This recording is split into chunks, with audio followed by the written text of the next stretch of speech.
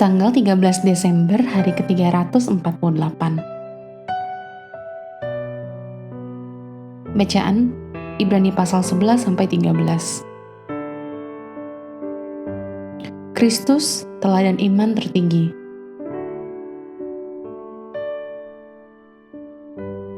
Garis besar, surat kepada orang-orang Ibrani ditutup dengan permohonan agar tidak menjadi lelah dan menyerah, tetapi untuk melihat kepada Yesus sewaktu kita berlari dengan daya tahan penuh dalam pertandingan iman yang telah ditampilkan bagi kita. Melalui harapan dan iman yang teguh adalah mungkin untuk memiliki kepastian yang kuat akan kebenaran-kebenaran kekal yang tidak terlihat oleh mata jasmani. Iman yang memandang ke depan seperti itu memadai orang-orang kudus perjanjian lama yang memperoleh persetujuan Allah. Mereka menjalani kehidupan mereka atas dasar janji-janji Allah. Janji-janji yang pemenuhannya datang berabad-abad kemudian. Dan itu adalah teladan mereka dan Kristus bahwa kita dipanggil untuk mengikutinya. Renungan harian. Di Cooperstown, New York, berdiri sebuah monumen bagi orang-orang hebat yang unggul dalam permainan baseball. Mereka semua ada di sana. Ruth, DiMaggio, Cobb, orang-orang yang membantu membuat baseball menjadi sebuah perbincangan dalam rumah tangga, memenuhi Baseball Hall of Fame dan memberikan dorongan bagi mereka yang ingin mengikuti langkah mereka.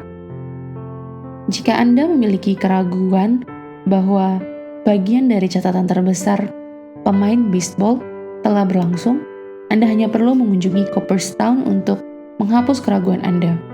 Kami tahu apa yang bisa dilakukan karena mereka telah melakukannya. Apakah Anda berkecil hati dalam perjalanan Anda bersama Tuhan? Sudahkah Anda hampir menyimpulkan bahwa kehidupan Kristen adalah tugas yang sia-sia? Bahwa berjalan dengan iman dalam masyarakat yang tidak bertuhan itu mustahil? Jika demikian, luangkanlah waktu Anda di Hall of Fame orang-orang percaya. Ibrani pasal 11. Di sana Anda akan menemukan orang-orang yang menang dalam kehidupan iman. Henokh, Abraham, Yusuf, dan banyak lagi lainnya. Jika Anda memiliki keraguan bahwa sangat mungkin berjalan dengan iman, pelajari saja kehidupan mereka. Kemudian berusahalah untuk bergabung dengan barisan mereka dengan menulis sebuah paragraf pendek tentang diri Anda sebagaimana Anda ingin itu muncul dalam Ibrani pasal 11. Karena iman, Anda berjalan bersama Allah dengan patuh melakukan apa?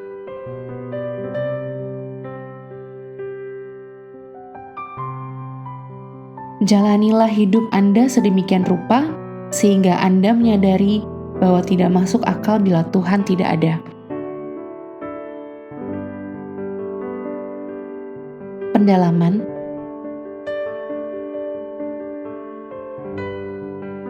Iman di tempat kerja di dunia kerja. Ibrani pasal 11 ayat 1-40. Ibrani pasal 11 menggambarkan langkah-langkah yang diilhami dari seorang gembala, nabi, pembuat kapal, peternak keliling, dan pangeran yang menjadi pembebas. Cobalah untuk menyesuaikan setiap profesi dengan orang yang tepat. Banyaknya saksi-saksi dia. Ibrani pasal 12 ayat 1. Penulis Ibrani mengingatkan orang-orang Kristen yang dianiaya yang sedang membaca suratnya bahwa sekelompok besar orang lain yang telah menjalankan perlombaan dengan iman dan ketekunan telah mengalami kemenangan akhir. Lihat pasal 12 ayat 1. Para saksi ini tahu penderitaan dan ganjarannya, dan mereka bersorak untuk memberikan semangat bagi orang-orang Kristen Yahudi ini dalam menyelesaikan perlombaan dengan setia. Amin. Tuhan Yesus memberkati.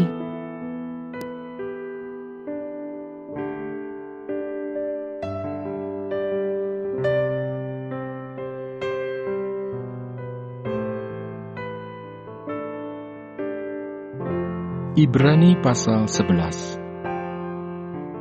Saksi-saksi iman. Iman adalah dasar dari segala sesuatu yang kita harapkan dan bukti dari segala sesuatu yang tidak kita lihat. Sebab oleh imanlah telah diberikan kesaksian kepada nenek moyang kita. Karena iman kita mengerti bahwa alam semesta telah dijadikan oleh firman Allah. Sehingga apa yang kita lihat telah terjadi dari apa yang tidak dapat kita lihat. Karena iman, Habel telah mempersembahkan kepada Allah korban yang lebih baik daripada korban Kain. Dengan jalan itu ia memperoleh kesaksian kepadanya bahwa ia benar. Karena Allah berkenan akan persembahannya itu, dan karena iman ia masih berbicara sesudah ia mati. Karena iman Henokh terangkat, supaya ia tidak mengalami kematian, dan ia tidak ditemukan, karena Allah telah mengangkatnya. Sebab sebelum ia terangkat, ia memperoleh kesaksian bahwa ia berkenan kepada Allah. Tetapi tanpa iman tidak mungkin orang berkenan kepada Allah. Sebab barang siapa berpaling kepada Allah, ia harus percaya bahwa Allah ada, dan bahwa Allah memberi upah kepada orang yang sungguh-sungguh mencari Dia. Karena iman, maka Nuh dengan petunjuk Allah tentang sesuatu yang belum kelihatan, dengan taat mempersiapkan bahtera untuk menyelamatkan keluarganya. Dan karena iman itu ia menghukum dunia, dan ia ditentukan untuk menerima kebenaran sesuai dengan imannya. Karena iman Abraham taat ketika ia dipanggil untuk berangkat ke negeri yang akan diterimanya menjadi milik pusakanya. Lalu ia berangkat dengan tidak mengetahui tempat yang ia tujui. Karena iman, ia diam di tanah yang dijanjikan itu, seolah-olah di suatu tanah asing, dan di situ ia tinggal di kemah dengan Ishak dan Yakub, yang turut menjadi ahli waris janji yang satu itu. Sebab ia menanti-nantikan kota yang mempunyai dasar, yang direncanakan dan dibangun oleh Allah. Karena iman ia juga dan Sarah beroleh kekuatan untuk menurunkan anak cucu, walaupun usianya sudah lewat, karena ia menganggap Dia yang memberikan janji itu setia. Itulah sebabnya, maka dari satu orang, malahan orang yang telah mati pucuk, terpancar keturunan besar seperti bintang di langit dan seperti pasir di tepi laut yang tidak terhitung banyaknya. Dalam iman mereka semua ini telah mati sebagai orang-orang yang tidak memperoleh apa yang dijanjikan itu, tetapi yang hanya dari jauh melihatnya dan melambai-lambai kepadanya, dan yang mengakuinya bahwa mereka adalah orang asing dan pendatang di bumi ini. Sebab mereka yang berkata demikian menyatakan bahwa mereka dengan rindu mencari suatu tanah air. Dan kalau sekiranya dalam hal itu mereka ingat akan tanah asal yang telah mereka tinggalkan, maka mereka cukup mempunyai kesempatan untuk pulang ke situ. Tetapi sekarang mereka merindukan tanah air yang lebih baik, yaitu satu tanah air surgawi. Sebab itu Allah tidak malu disebut Allah mereka, karena Ia telah mempersiapkan sebuah kota bagi mereka. Karena iman, maka Abraham, tatkala ia dicobai, mempersembahkan Ishak. Ia yang telah menerima janji itu, rela mempersembahkan anaknya yang tunggal, walaupun kepadanya telah dikatakan, keturunan yang berasal dari Ishaklah yang akan disebut keturunanmu. Karena ia berpikir bahwa Allah berkuasa membangkitkan orang-orang sekalipun dari antara orang mati, dan dari sana ia seakan-akan telah menerimanya kembali. Karena iman, maka Ishak sambil memandang jauh ke depan, memberikan berkatnya kepada Yakub dan Esau. Karena iman, maka Yakub ketika hampir waktunya akan mati, memberkati kedua anak Yusuf, lalu menyembah sambil bersandar pada kepala tongkatnya. Karena iman, maka Yusuf menjelang matinya memberitakan tentang keluarnya orang-orang Israel dan memberi pesan tentang tulang belulangnya. Karena iman, maka Musa setelah ia lahir disembunyikan selama 3 bulan oleh orang tuanya, karena mereka melihat bahwa anak itu elok rupanya, dan mereka tidak takut akan perintah raja. Karena iman, maka Musa setelah dewasa menolak disebut anak putri Fir'aun, karena ia lebih suka menderita sengsara dengan umat Allah, daripada untuk sementara menikmati kesenangan dari dosa. Ia menganggap penghinaan karena Kristus sebagai kekayaan yang lebih besar daripada semua harta Mesir, sebab pandangannya ia arahkan kepada upah. Karena iman, maka ia telah meninggalkan Mesir dengan tidak takut akan murka raja. Ia bertahan sama seperti ia melihat apa yang tidak kelihatan. Karena iman, maka ia mengadakan Paskah dan pemercikan darah, supaya pembinasa anak-anak sulung jangan menyentuh mereka. Karena iman, maka mereka telah melintasi Laut Merah, sama seperti melintasi tanah kering, sedangkan orang-orang Mesir tenggelam ketika mereka mencobanya juga. Karena iman, maka runtuhlah tembok-tembok Yeriko setelah kota itu dikelilingi 7 hari lamanya. Karena iman, maka Rahab, perempuan sundal itu, tidak turut binasa bersama-sama dengan orang-orang durhaka, karena ia telah menyambut pengintai-pengintai itu dengan baik. Dan apakah lagi yang harus aku sebut? Sebab aku akan kekurangan waktu apabila aku hendak menceritakan tentang Gideon, Barak, Simson, Yefta, Daud dan Samuel dan para nabi, yang karena iman telah menaklukkan kerajaan-kerajaan, mengamalkan kebenaran, memperoleh apa yang dijanjikan, menutup mulut singa-singa, memadamkan api yang dahsyat. Mereka telah luput dari mata pedang, telah beroleh kekuatan dalam kelemahan, telah menjadi kuat dalam peperangan, dan telah memukul mundur pasukan-pasukan tentara asing. Ibu-ibu telah menerima kembali orang-orangnya yang telah mati sebab dibangkitkan. Tetapi orang-orang lain membiarkan dirinya disiksa dan tidak mau menerima pembebasan supaya mereka beroleh kebangkitan yang lebih baik. Ada pula yang diejek dan didera, bahkan yang dibelenggu dan dipenjarakan. Mereka dilempari, digergaji, dibunuh dengan pedang. Mereka mengembara dengan berpakaian kulit domba dan kulit kambing sambil menderita kekurangan, kesesakan, dan siksaan. Dunia ini tidak layak bagi mereka. Mereka mengembara di padang gurun dan di pegunungan, dalam gua-gua dan celah-celah gunung. Dan mereka semua tidak memperoleh apa yang dijanjikan itu, sekalipun iman mereka telah memberikan kepada mereka suatu kesaksian yang baik. Sebab Allah telah menyediakan sesuatu yang lebih baik bagi kita. Tanpa kita, mereka tidak dapat sampai kepada kesempurnaan. Ibrani pasal 12. Nasihat supaya bertekun dalam iman. Karena kita mempunyai banyak saksi, bagaikan awan yang mengelilingi kita, marilah kita menanggalkan semua beban dan dosa yang begitu merintangi kita, dan berlomba dengan tekun dalam perlombaan yang diwajibkan bagi kita. Marilah kita melakukannya dengan mata yang tertuju kepada Yesus yang memimpin kita dalam iman, dan yang membawa iman kita itu kepada kesempurnaan. Yang dengan mengabaikan kehinaan, tekun memikul salib, ganti sukacita yang disediakan bagi Dia yang sekarang duduk di sebelah kanan tahta Allah. Ingatlah selalu akan Dia yang tekun menanggung bantahan yang sehebat itu terhadap dirinya dari pihak orang-orang berdosa, supaya jangan kamu menjadi lemah dan putus asa. Dalam pergumulan kamu melawan dosa kamu belum sampai mencucurkan darah. Dan sudah lupakah kamu akan nasihat yang berbicara kepada kamu seperti kepada anak-anak? Hai anakku, janganlah anggap enteng didikan Tuhan, dan janganlah putus asa apabila engkau diperingatkannya. Karena Tuhan menghajar orang yang dikasihinya, dan Ia menyesah orang yang diakuinya sebagai anak. Jika kamu harus menanggung ganjaran, Allah memperlakukan kamu seperti anak. Di manakah terdapat anak yang tidak dihajar oleh ayahnya? Tetapi jikalau kamu bebas dari ganjaran yang harus diderita setiap orang, maka kamu bukanlah anak, tetapi anak-anak gampang. Selanjutnya, dari ayah kita yang sebenarnya kita beroleh ganjaran, dan mereka kita hormati. Kalau demikian, bukankah kita harus lebih taat kepada Bapa segala roh, supaya kita boleh hidup? Sebab mereka mendidik kita dalam waktu yang pendek sesuai dengan apa yang mereka anggap baik. Tetapi Dia menghajar kita untuk kebaikan kita, supaya kita beroleh bagian dalam kekudusannya. Memang tiap-tiap ganjaran pada waktu ia diberikan tidak mendatangkan sukacita, tetapi dukacita. Tetapi kemudian ia menghasilkan buah kebenaran yang memberikan damai kepada mereka yang dilatih olehnya. Sebab itu kuatkanlah tangan yang lemah dan lutut yang goyah, dan luruskanlah jalan bagi kakimu, sehingga yang pincang jangan terpelecok, tetapi menjadi sembuh. Berusahalah hidup damai dengan semua orang dan kejarlah kekudusan, sebab tanpa kekudusan tidak seorang pun akan melihat Tuhan.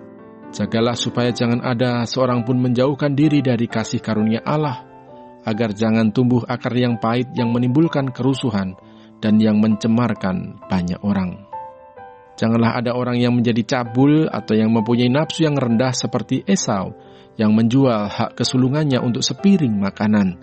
Sebab kamu tahu bahwa kemudian ketika ia hendak menerima berkat itu, ia ditolak, sebab ia tidak beroleh kesempatan untuk memperbaiki kesalahannya, sekalipun ia mencarinya dengan mencucurkan air mata. Tanggung jawab yang berat. Sebab kamu tidak datang kepada gunung yang dapat disentuh dan api yang menyala-nyala, kepada kekelaman, kegelapan, dan angin badai, kepada bunyi sangkakala dan bunyi suara yang membuat mereka yang mendengarnya memohon, supaya jangan lagi berbicara kepada mereka, sebab mereka tidak tahan mendengar perintah ini. Bahkan jika binatang pun yang menyentuh gunung, ia harus dilempari dengan batu. Dan sangat mengerikan pemandangan itu, sehingga Musa berkata, "Aku sangat ketakutan dan sangat gemetar. Tetapi kamu sudah datang ke Bukit Sion, ke kota Allah yang hidup, Yerusalem surgawi, dan kepada beribu-ribu malaikat, suatu kumpulan yang meriah, dan kepada jemaat anak-anak sulung yang namanya terdaftar di sorga, dan kepada Allah yang menghakimi semua orang, dan kepada roh-roh orang-orang benar yang telah menjadi sempurna, dan kepada Yesus pengantara perjanjian baru, dan kepada darah pemercikan yang berbicara lebih kuat daripada darah Habel. Jagalah supaya kamu jangan menolak Dia yang berfirman, sebab jikalau mereka yang menolak Dia yang menyampaikan firman Allah di bumi tidak luput, apalagi kita jika kita berpaling dari Dia yang berbicara dari surga." Waktu itu suaranya menggoncangkan bumi, tetapi sekarang Ia memberikan janji, "Satu kali lagi Aku akan menggoncangkan bukan hanya bumi saja, melainkan langit juga."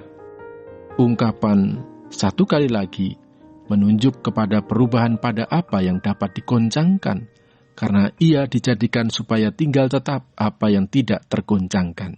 Jadi, karena kita menerima kerajaan yang tidak tergoncangkan, marilah kita mengucap syukur dan beribadah kepada Allah menurut cara yang berkenan kepadanya, dengan hormat dan takut. Sebab Allah kita adalah api yang menghanguskan. Ibrani pasal 13. Nasihat dan doa selamat. Peliharalah kasih persaudaraan. Jangan kamu lupa memberi tumpangan kepada orang, sebab dengan berbuat demikian beberapa orang dengan tidak diketahuinya telah menjamu malaikat-malaikat. Ingatlah akan orang-orang hukuman, karena kamu sendiri juga adalah orang-orang hukuman. Dan ingatlah akan orang-orang yang diperlakukan sewenang-wenang, karena kamu sendiri juga masih hidup di dunia ini. Hendaklah kamu semua penuh hormat terhadap perkawinan, dan janganlah kamu mencemarkan tempat tidur, sebab orang-orang sundal dan bezinah akan dihakimi Allah. Janganlah kamu menjadi hamba uang, dan cukupkanlah dirimu dengan apa yang ada padamu. Karena Allah telah berfirman, "Aku sekali-kali tidak akan membiarkan engkau, dan aku sekali-kali tidak akan meninggalkan engkau."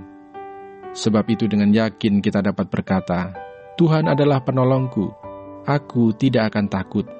Apakah yang dapat dilakukan manusia terhadap aku?" Ingatlah akan pemimpin-pemimpin kamu yang telah menyampaikan firman Allah kepadamu. Perhatikanlah akhir hidup mereka, dan contohlah iman mereka. Yesus Kristus tetap sama, baik kemarin maupun hari ini dan sampai selama-lamanya. Janganlah kamu disesatkan oleh berbagai-bagai ajaran asing, sebab yang baik ialah bahwa hati kamu diperkuat dengan kasih karunia, dan bukan dengan berbagai makanan yang tidak memberi faedah kepada mereka yang menuruti aturan-aturan makanan macam itu. Kita mempunyai suatu mezbah, dan orang-orang yang melayani kemah tidak boleh makan dari apa yang di dalamnya. Karena tubuh binatang-binatang yang darahnya dibawa masuk ke tempat kudus oleh imam besar sebagai korban penghapus dosa, dibakar di luar perkemahan. Itu jugalah sebabnya Yesus telah menderita di luar pintu gerbang untuk menguduskan umatnya dengan darahnya sendiri. Karena itu marilah kita pergi kepadanya di luar perkemahan dan menanggung kehinaannya. Sebab di sini kita tidak mempunyai tempat tinggal yang tetap. Kita mencari kota yang akan datang. Sebab itu marilah kita, oleh Dia, senantiasa mempersembahkan korban syukur kepada Allah, yaitu ucapan bibir yang memuliakan namanya. Dan janganlah kamu lupa berbuat baik dan memberi bantuan, sebab korban-korban yang demikianlah yang berkenan kepada Allah. Taatilah pemimpin-pemimpinmu, dan tunduklah kepada mereka, sebab mereka berjaga-jaga atas jiwamu. sebagai orang-orang yang harus bertanggung jawab atasnya. Dengan jalan itu, mereka akan melakukannya dengan gembira, bukan dengan keluh kesah, sebab hal itu tidak akan membawa keuntungan bagimu. Berdoalah terus untuk kami, sebab kami yakin bahwa hati nurani kami adalah baik, karena di dalam segala hal kami menginginkan suatu hidup yang baik. Dan secara khusus aku menasihatkan kamu, agar kamu melakukannya, supaya aku lebih lekas dikembalikan kepada kamu. Maka Allah damai sejahtera yang oleh darah perjanjian yang kekal telah membawa kembali dari antara orang mati Gembala Agung segala domba, yaitu Yesus, Tuhan kita. Kiranya memperlengkapi kamu dengan segala yang baik untuk melakukan kehendak-Nya dan mengerjakan di dalam kita apa yang berkenan kepadanya oleh Yesus Kristus. Bagi Dialah kemuliaan sampai selama-lamanya. Amin. Dan aku menasihatkan kamu, saudara-saudara, supaya kata-kata nasihat ini kamu sambut dengan rela hati, sekalipun pendek saja suratku ini kepada kamu. Ketahuilah bahwa Timotius, saudara kita, telah berangkat. Segera sesudah ia datang, aku akan mengunjungi kamu bersama-sama dengan dia. Sampaikanlah salam kepada semua pemimpin kamu dan semua orang kudus. Terimalah salam dari saudara-saudara di Italia. Kasih karunia menyertai kamu sekalian.